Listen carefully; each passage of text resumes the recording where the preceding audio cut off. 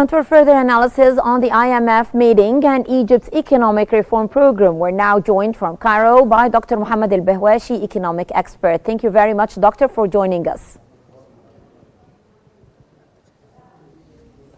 Doctor, how have Egypt's proactive economic reforms positioned the country to navigate recent regional and international challenges effectively?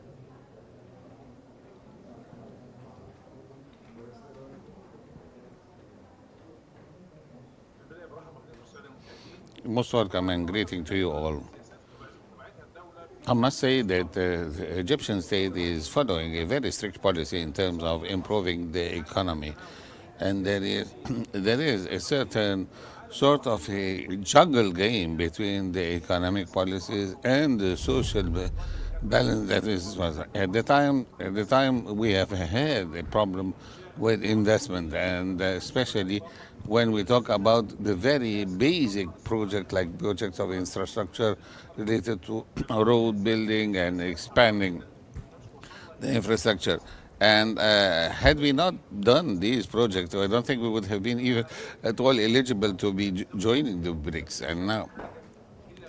And it is understandable that Egypt is trying to save every possible penny for it to increase its investment in such a forthcoming platform, especially in the light of the post-pandemic, the post-COVID pandemic, and in addition to the escalating wars that is open on several fronts in the Middle East. And so it is important to maintain the internal policies in line with the specific needs of the country, so as to give enough impetus for the country to thrive. And in the light of this, and I believe that the reforms that the Egyptian state has been following are reforms that are extremely positive, extremely promising, and we are not the only ones to praise these international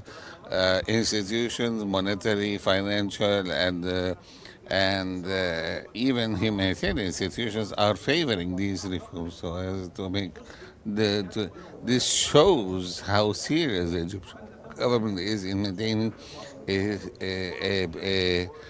maintaining a fruitful cooperation between the various aspects of the situation, both internally and look at, for instance, the Moods and Fitch, the IMF reports that we have been witnessing, and every one of these is raising the bar, and still Egypt is catching up with this increased pressure.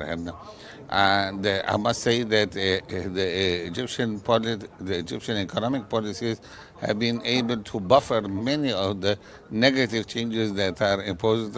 And I must say that even, I mean, in the light of wars, whether Ukraine or Middle East wars, and I really mean wars with the plural, in the sense that it is therefore possible for Egypt to encourage investment, both internally and externally. I mean, we have, and I must say that the Egyptian government is gradually withdrawing its hand from its direct investment and leaving the floor open for private sector investment Which brings me to my next question, Doctor. What are the steps taken by the Egyptian government to ensure that the economic reforms directly benefit citizens, particularly in addressing inflation and rising prices?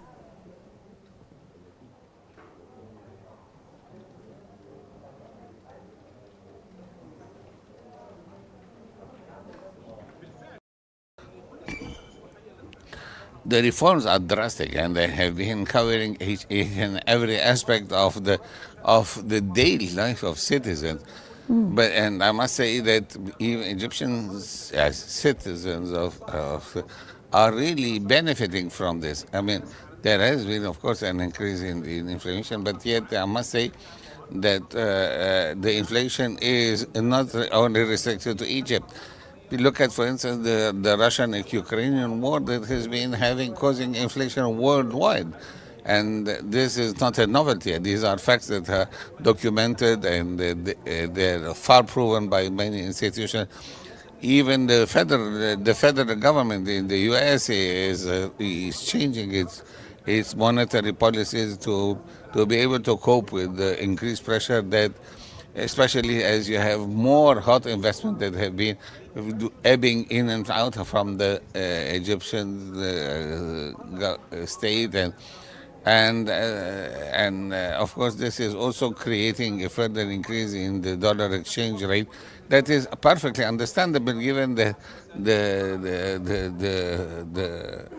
main considerations of the market as is, and in many cases the assets do play a role here, and I believe that these are the main points that would allow us to offer.